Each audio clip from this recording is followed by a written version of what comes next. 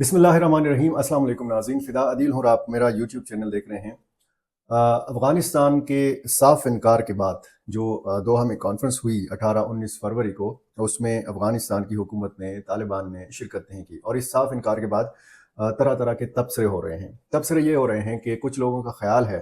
कि अफ़गानिस्तान और दुनिया एक दूसरे से मज़ीद दूर हो गए हैं। कुछ लोग कहते हैं कि जो अफ़गानिस्तान की हुकूमत को बाकायदा तौर पर तस्लीम किए जाने का अमल है, वो मज़ीद ताख़ीर का शिकार हो सकता है। अब हो सकता है कि दुनिया एक बार फिर मज़ीद जो है तनक़ीद करे अफ़गान हुकूमत के ऊपर, तालिबान के ऊपर, कि तालिबान की हुकूमत ने क्यों दोहा कॉन्फ्रेंस में शिरकत नहीं की। दोहा कॉन्फ्रेंस किस कदर अहमियत की हामिल कॉन्फ्रेंस थी, ये तो ज़ाहिर है कि कुछ लोग कहते हैं कि ये बहुत अहम कॉन्फ्रेंस थी और इसमें बहुत ज़्यादा अहमियत होती इस कॉन्फ्रेंस की अगर अफ़गान हुकूमत भी इसमें शरीक होती। लेकिन चूंकि अफ़गान तालिबान को बतौर हुकूमत दुनिया ने तस्लीम नहीं किया, इसलिए यहाँ पे मसला फंसा हुआ था। और अफ़गान तालिबान की एक शर्त ये थी कि अगर इस कॉन्फ्रेंस से पहले अक़वाम मुत्तहिदा के सेक्रेटरी जनरल से उनकी मुलाकात हो तो फिर इसमें बहुत सारे मामलात के ऊपर बातचीत हो सकती है। लेकिन अक़वाम मुत्तहिदा के सेक्रेटरी जनरल ने अफ़गान तालिबान की ये शर्त नहीं मानी और फिर साफ इनकार कर दिया तालिबान ने कि जी हम इस कॉन्फ्रेंस में शरीक नहीं हो सकते। दूसरी शर्त ये भी थी कि इस कॉन्फ्रेंस में अफ़गान तालिबान को बतौर हुकूमत शिरकत का मौका मिलना चाहिए, बतौर एक गिरोह नहीं, बतौर एक सिर्फ एक तबके के नहीं, जिस तरीके से मुख्तलिफ तबकात को इस कॉन्फ्रेंस में शिरकत की दावत दी गई थी। अब तालिबान का मुतबादिल क्या है दुनिया के पास, ये भी तबसरों में ये पॉइंट जो है ये मुझे सुनने को मिला है कि अगर अब तालिबान ने अक़वाम मुत्तहिदा जैसे इदारे को भी साफ इनकार कर दिया है कि जी हम आपकी बुलाई गई किसी कॉन्फ्रेंस में शरीक नहीं होंगे जब तक आप हमारी शराइत नहीं मानेंगे। एक शर्त तालिबान की ये भी है कि अफ़गानिस्तान के लिए अक़वाम मुत्तहिदा का ख़ुसूसी नुमाइंदा नहीं होना चाहिए, बाकायदा वहाँ पर एक ऐसा निज़ाम होना चाहिए अक़वाम मुत्तहिदा की तरफ से या दुनिया के दूसरे ममालिक की तरफ से कि जिस तरह बाकायदा हुकूमतों के साथ मामलात होते हैं, इसी तरह के मामलात शुरू किए जाएँ अफ़गान तालिबान के साथ। दुनिया ने अभी तक तस्लीम नहीं किया तालिबान को, तो दुनिया ये कहती है कि अफ़गानिस्तान के जो तालिबान हैं वो इस वक्त सिर्फ हाकिम हैं, वो सिर्फ काबिज़ हैं अफ़गानिस्तान के ऊपर, उसकी हुकूमत को किसी ने तस्लीम नहीं किया। लेकिन अफ़गान तालिबान का ये कहना है और ख़ुद अफ़गान अवाम भी और दुनिया को भी इस हकीकत का पता है कि इस वक्त अफ़गानिस्तान का हुक्मरान कौन है, इस वक्त हुकूमत किसकी है। हुकूमत जिस भी तरीके से आई है, चाहे वो बंदूक के ज़ोर पे आई है, चाहे वो जिहाद करके आई है, लेकिन दुनिया में ज़ाहिर है कि इख्तिलाफ़ राय मौजूद है अफ़गानिस्तान के मौजूदा निज़ाम ममलकत के हवाले से। कुछ लोग कहते हैं कि अफ़गानिस्तान में जमहूरियत होनी चाहिए जिस तरीके से बाकी ममालिक में जमहूरियत है, और अगर ये जमहूरियत पाकिस्तान जैसी जमहूरियत अगर होनी चाहिए अफ़गानिस्तान में तो फिर आप अफ़गान अवाम को माफ़ ही रखें इस किस्म की जमहूरियत से जिस किस्म की जमहूरियत पाकिस्तान में देखने को मिल रही है। यहाँ पर मसला ये है कि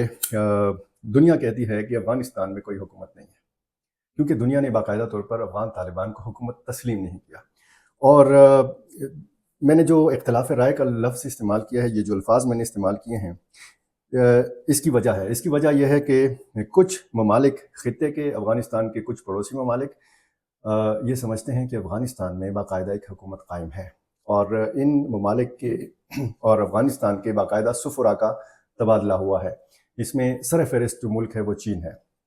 इसमें चीन, रूस और ईरान का एक मौक़िफ़ ये सामने आया है कि अगर अक़वाम मुत्तहिदा का जो नुमाइंदा ख़ुसूसी है बराए अफ़गानिस्तान, उसका तकर्रुर किया जाता है और अफ़गान तालिबान इस ख़ुसूसी नुमाइंदे को तस्लीम कर लेते हैं तो फिर हम भी इस ख़ुसूसी नुमाइंदे को तस्लीम कर लेंगे। लेकिन पाकिस्तान ने कहा है कि अफ़गानिस्तान के लिए ख़ुसूसी नुमाइंदा अक़वाम मुत्तहिदा का होना चाहिए। अफ़गान तालिबान नहीं मान रहे। अफ़गान तालिबान कहते हैं कि जी हम हालत जंग में नहीं हैं, हम एक बाकायदा हुकूमत हैं, हमने बाकायदा अमन कायम किया हुआ है, हमारा एक अपना निज़ाम ममलकत है, तो इसलिए ख़ुसूसी नुमाइंदे की कोई ज़रूरत नहीं है। जिस तरीके से मामलात होते हैं अक़वाम मुत्तहिदा के दीगर ममालिक के साथ, उसी तरह के मामलात हमारे साथ भी रवा रखे जाएँ। अब इख्तिलाफ़ राय जो है वो अफ़गान हुकूमत के अंदर भी है। इसमें कहा जा रहा है कि जी काबुल का फ़ैसला एक होता है और कंदहार का फ़ैसला दूसरा होता है। जो दोहा में कॉन्फ्रेंस हुई 2 रोज़ा, उसमें शिरकत के हवाले से भी ये इतलात आ रही हैं कि कंदहार اور کابل کے درمیان اختلاف رائے تھا۔ کابل کی انتظامیہ یا کابل میں بیٹھے جو طالبان رہنما ہیں وہ چاہتے تھے کہ دوحہ کانفرنس میں شرکت کی جائے، لیکن قندھار کا جو گروپ ہے، قندھار کا جو کٹر نظریاتی سخت گیر گروپ ہے، یا جو اس کے سربراہ ہیں ملا ہیبت اللہ قند، ان کے بارے میں یہ کہا جاتا ہے کہ وہ کہتے تھے کہ جی دوحہ کانفرنس میں شرکت کی کوئی ضرورت نہیں ہے۔ یہ اختلاف رائے ہے۔ اچھا، اسی طرح افغان کابینہ کے اندر بھی اختلاف رائے ہے۔ کچھ وزیروں کے حوالے سے، کچھ وزراء کے حوالے سے کہا جاتا ہے کہ وہ یہ چاہتے ہیں کہ شریعت کے دائرے کے اندر افغان خواتین کو ملازمت کے موقع ملنے چاہیے، شریعت کے دائرے کے اندر افغان لڑکیوں کو تعلیم کے حصول کے مواقع ملنے چاہیے، لیکن جو قندھار گروپ ہے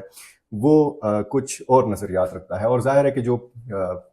پہلا ایک دور تھا افغان طالبان کا، وہاں کے جو بزرگ افغان طالبان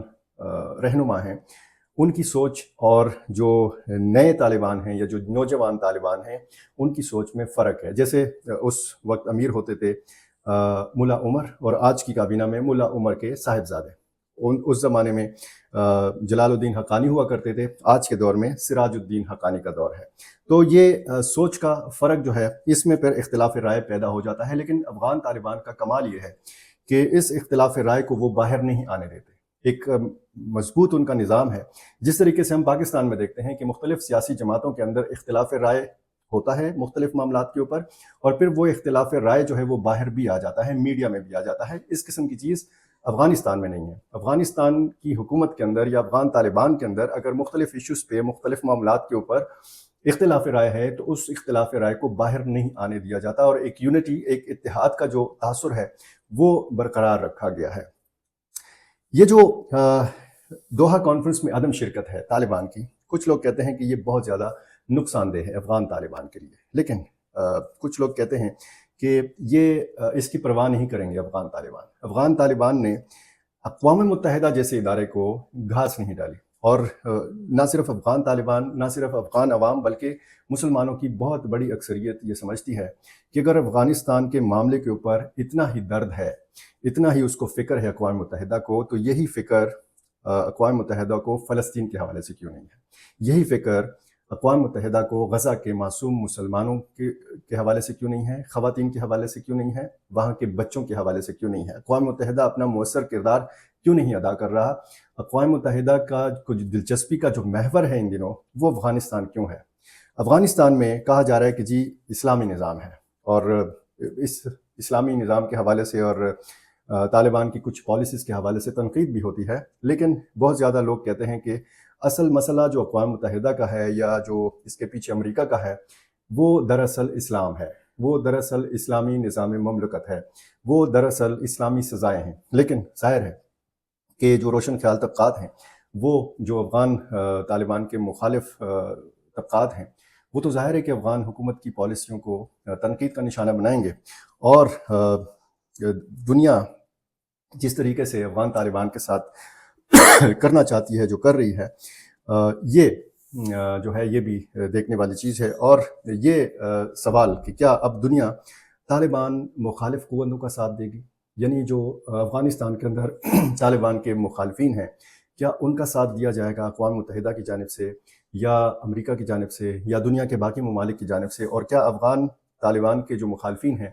ان میں اتنا دم خم ہے کہ وہ دوبارہ اٹھیں، دوبارہ بندوق اٹھائیں، دوبارہ وہ طالبان کے خلاف لڑیں، وہاں پہ خانہ جنگی کی صورتحال ہو، دوبارہ وہ اقتدار پر قبضہ کر لیں، یا کوئی صورت بنے؟ کیونکہ پہلے اگر امریکہ یہاں پہ آیا تھا تو امریکہ کو پتہ چل گیا کہ دوبارہ اس خطے میں نہیں آنا، امریکہ نے یہ سبق حاصل کر لیا۔ لیکن امریکہ اگر دوبارہ اس خطے میں یا افغانستان کے اندر دلچسپی لے رہا ہے تو اس کی بنیادی وجہ یہ ہے کہ ایران اور افغانستان ایک دوسرے کے قریب،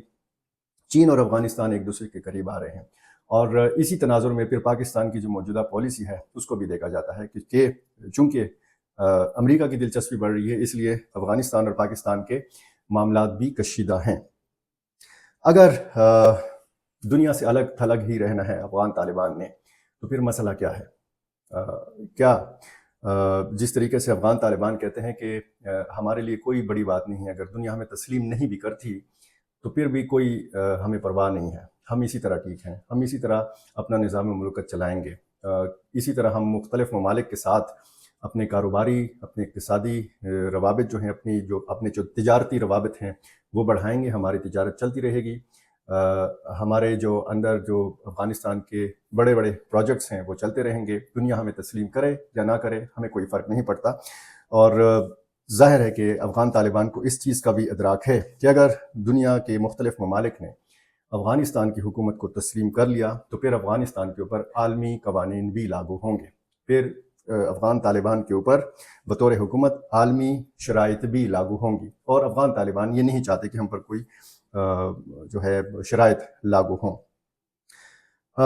جو صورتحال ہم نے دوحہ کانفرنس میں دیکھی اور جس طریقے سے افغان طالبان نے شرکت سے انکار کیا، تو یہ کانفرنس جب ختم ہوئی تو اس کے بعد سیکرٹری جنرل جو ہیں اینتھونی گوتریوس، جو اقوام متحدہ کے سیکرٹری جنرل ہیں، وہ کھل کر سامنے آ گئے ہیں۔ انہوں نے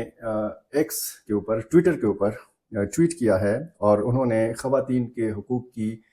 پامالی کے حوالے سے افغان طالبان کو تنقید کا نشانہ بنایا ہے، اور اسی طرح لڑکیوں کی تعلیم کے اوپر جو پابندیاں ہیں اس حوالے سے بھی کہا ہے کہ جی افغان طالبان کو یہ پابندیاں ختم کرنا ہوں گی۔ اور اسی طرح اقوام متحدہ کے ترجمان کا بھی بیان سامنے آیا ہے اسی حوالے سے، انسانی حقوق کے معاملات کے حوالے سے، لیکن ساتھ میں افغانستان کے اندر جو مجموعی طور پر امن و امان کا قیام ہے اس حوالے سے افغان حکومت کی پالیسی کی تعریف بھی کی ہے اقوام متحدہ کے ترجمان نے، اور یہاں پر پوسٹ کی کاشت جس طریقے سے ختم کی ہے افغان طالبان نے اس چیز کی بھی تعریف کی ہے۔ اور یہ جو کہا جاتا ہے کہ جی کچھ افغان طالبان کے اندر اختلاف رائے ہے، تسلیم کیا جانا بہت ضروری ہے افغان حکومت کے لیے، یہ کچھ افغان وزراء بھی سمجھتے ہیں۔ زیادہ تر افغان وزراء، افغان طالبان کے جو رہنما ہیں وہ یہ سمجھتے ہیں کہ تسلیم کیا جانا جو ہے افغان حکومت کا یہ اتنا ضروری نہیں ہے، دنیا کچھ اور قسم کے مسائل میں گری ہوئی ہے، امریکہ کے کچھ اور معاملات ہیں، وہ ظاہر ہے کہ اس خطے پر بھی اپنے معاملات کے حوالے سے، اپنے فوائد کے حوالے سے نظر رکھے ہوئے، لیکن اسرائیل اور فلسطین کا جو معاملہ ہے، اسی طرح یوکرین اور روس کا جو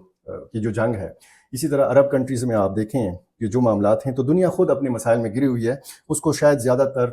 فرصت بھی نہیں ہے افغانستان کے معاملات کو دیکھنے کے حوالے سے، اور طالبان کی غالباً یہ سوچ ہے کہ دنیا ہمارے آگے مجبور ہے، ہم دنیا کے آگے مجبور نہیں ہیں، اور اسی سوچ کو لے کر انکار کیا گیا دوحہ کانفرنس میں شرکت سے، اور جس طریقے سے قندھار اور کابل کے مابین اختلاف کا میں نے آپ کو بتایا، تو یہ اختلاف نہیں ہے، یہ اختلاف رائے ہے مختلف معاملات کے حوالے سے، اور کہا جاتا ہے کہ جی جنگ لڑنا بہت آسان ہوتا ہے، کسی شہر کے اوپر، کسی ملک کے اوپر قبضہ کرنا بہت آسان ہوتا ہے، لیکن اس ملک کے، اس شہر کے معاملات کو چلانا، حکومت کو چلانا بہت زیادہ مشکل ہوتا ہے۔ تو اس وقت افغان طالبان کے لیے افغانستان کو چلانا کس قدر مشکل ہے یا کس قدر آسان ہے، اس کا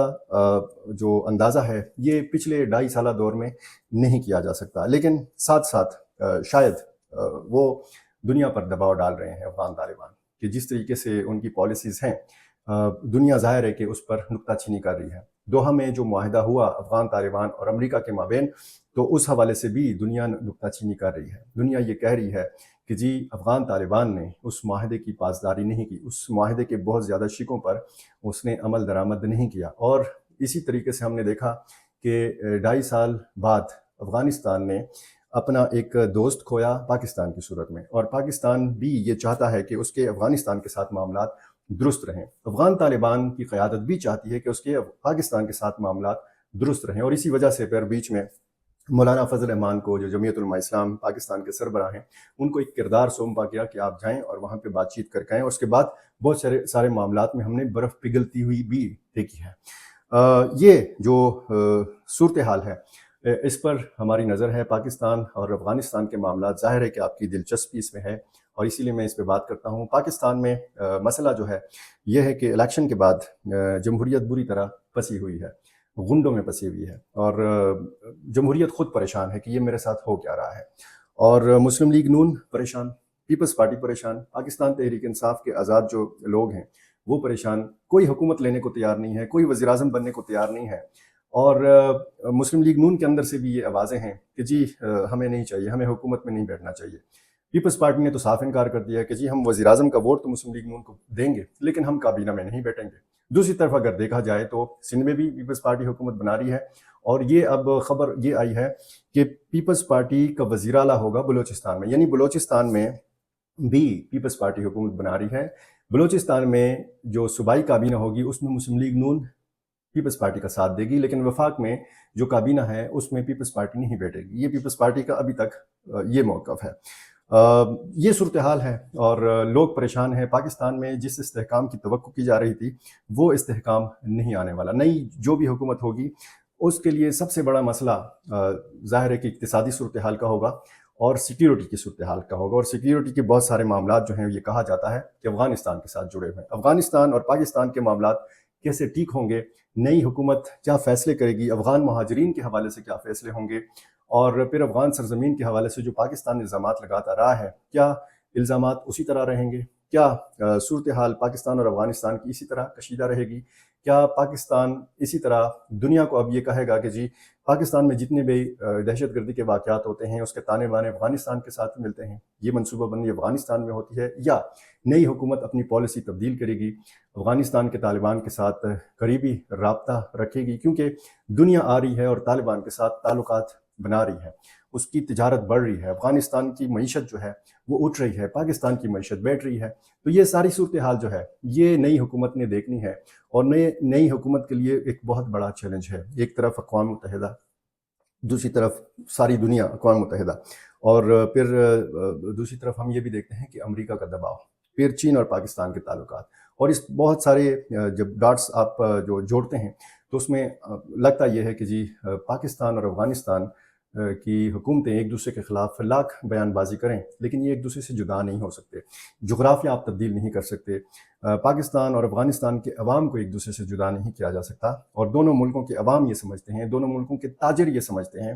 کہ دونوں ملکوں کے بہترین تعلقات ہونے چاہیے، تب ہی دہشت گردی کے معاملات بھی ٹھیک ہوں گے اور تبھی دونوں ملکوں کی جو اقتصادی صورتحال ہے وہ بھی ٹھیک ہوگی۔ اقوام متحدہ یا امریکہ اس کے بعد افغانستان کے ساتھ کیا کرنے والا ہے آنے والے دنوں میں پتہ چلے گا۔ اور ایک درخواست آخر میں ایک بار پھر آپ سے کر لوں کہ اگر آپ نے میرا یہ چینل ابھی تک سبسکرائب نہیں کیا تو اس کو پلیز کر لیجیے۔ بہت شکریہ۔